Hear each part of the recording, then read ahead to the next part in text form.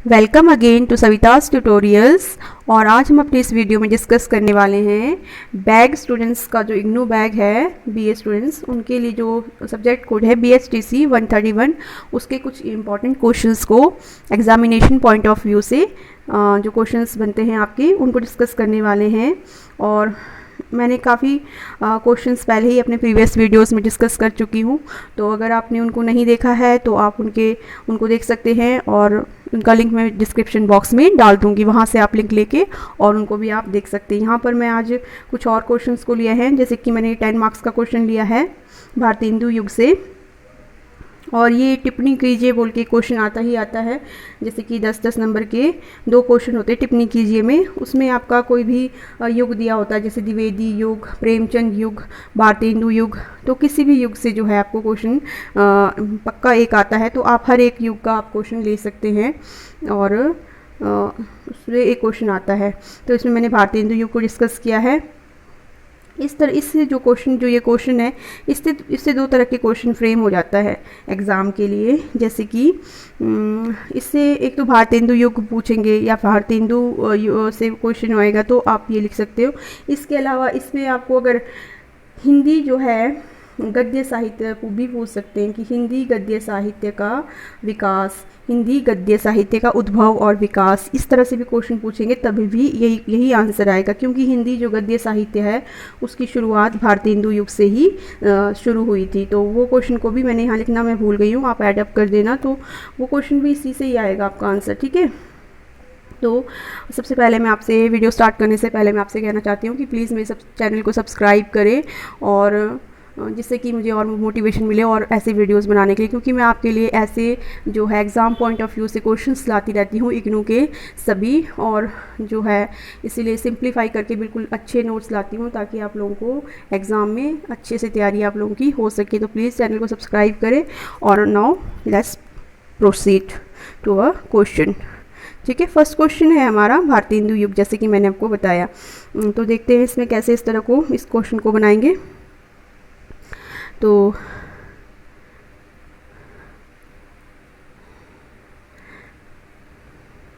हिंदी साहित्य को नई दिशा देने का पूरा श्रेय, हिंदी साहित्य को नई दिशा देने का पूरा श्रेय जो है भारतेंदु हरिश्चंद्र को जाता है।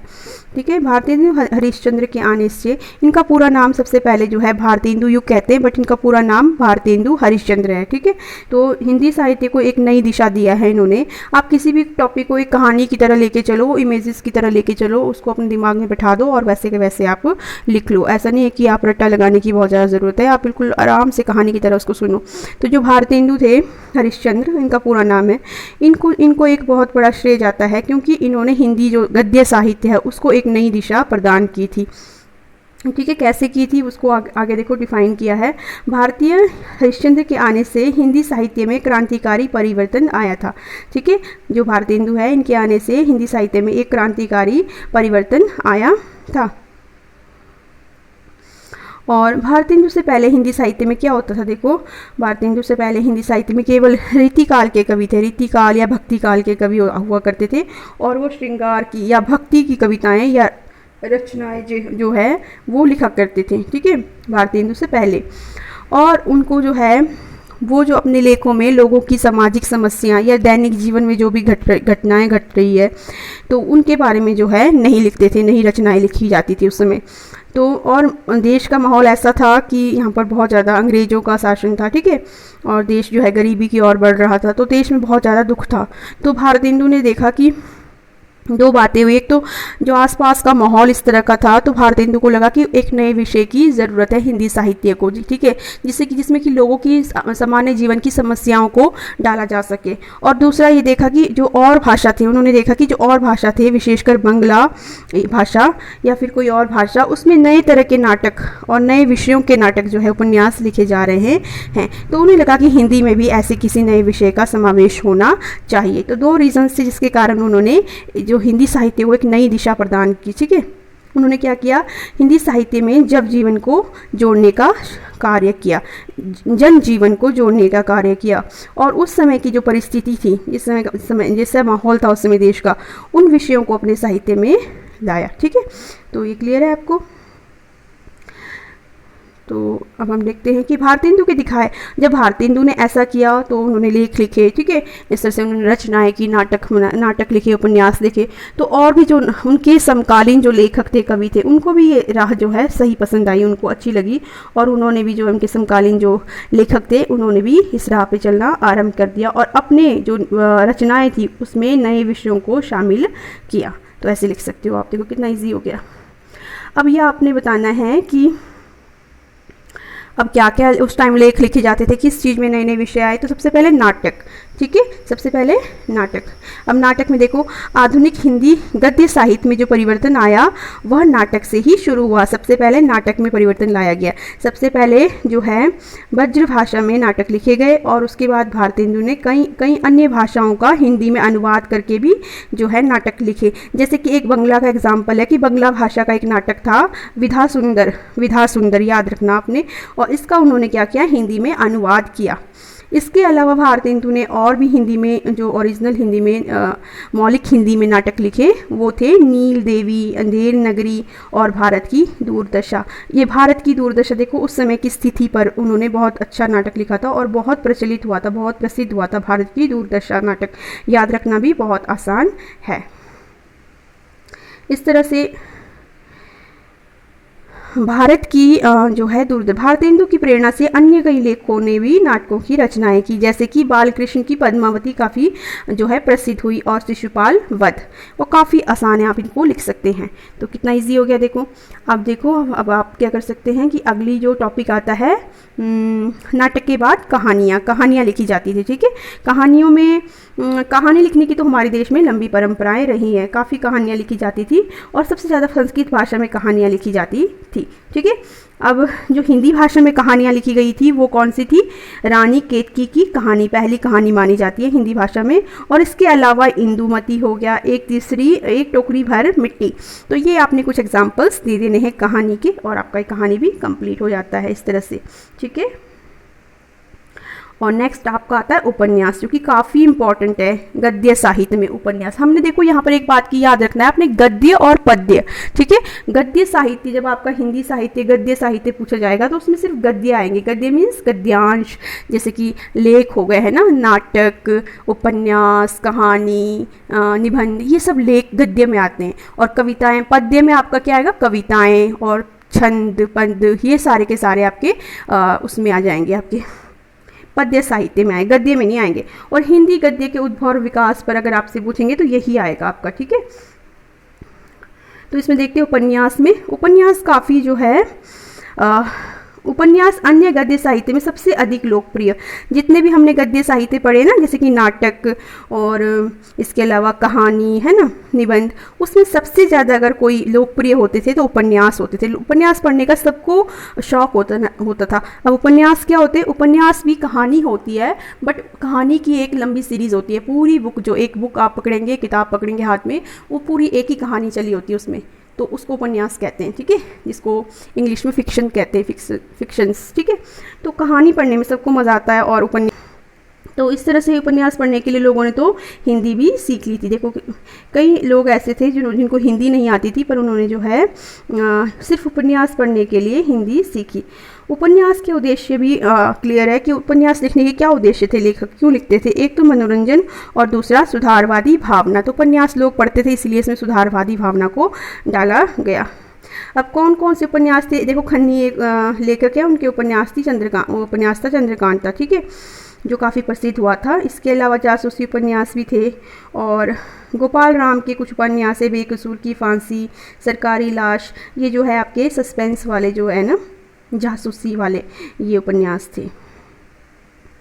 तो इस तरह से आप उपन्यास के बारे में लिख सकते हो। और लास्ट में आपका निबंध आता है। निबंध विद्या की शुरुआत भी भारतेंदु युग में ही हुई है। भारतेंदु स्वयं भी अच्छे निबंधकार थे और भारतेंदु ने 1868 में कवि वचन सुधा पत्रिका का प्रकाशन आरंभ किया और हरिश्चंद्र चंद्रिका तथा बाला बोधिनी द्वारा गद्य विद्याओं के विकास में सहायता की, ठीक है। इस तरह से पत्रिकाओं में निबंध का ज़्यादा वो था, पत्रिकाओं में निबंध जो है लिखे जाते थे। तो इस तरह से देखो आपका 8 नंबर का प्रश्न आपका कंप्लीट हो जाता है, ठीक है। 10 नंबर का और कितनी आसानी से आपने गद्य का पूरा और इतना इंपॉर्टेंट क्वेश्चन। इसी तरह से आप भारतीय हिंदू युग के अलावा और भी प्रेमचंद युग पढ़ सकते हैं, है ना, और भी द्विवेदी युग है, प्रेमचंद युग है, इस तरह से आप और भी युग पढ़ सकते हैं। इसके अलावा एक क्वेश्चन मैंने और डाला है इसी भारतीय हिंदू युग से, जो लिख सकते हैं भारतीय हिंदू युगीन हिंदी साहित्य की प्रमुख विशेषताएं बताइए। भारतीय हिंदू युगीन हिंदी साहित्य की क्या क्या विशेषताएं थी, जो हिंदी साहित्य लिखे गए उसमें क्या क्या उनकी विशेषताएं थी। तो आपको पता है, जब आपने पढ़ा है अभी भारतीय हिंदू युग, तो आप जो है लिख सकते हैं कि तो भारतीय हिंदू जो है उनको हिंदी साहित्य का प्रवर्तक माना जाता है, जैसे कि उन्होंने हिंदी साहित्य में नए विषयों को डाला है ना, थी। भारतीय हिंदू युग की विशेषताएं जो हमने पहले ऊपर पढ़ी है उसमें से भी आप शुरू में डाल दो, ज़्यादा कुछ डालने की जरूरत नहीं। आप डाल सकते हो कि आप लिख सकते हो कि भारतीय हिंदू जो है इन्होंने जो है हिंदी साहित्य को नई दिशा प्रदान की, है ना।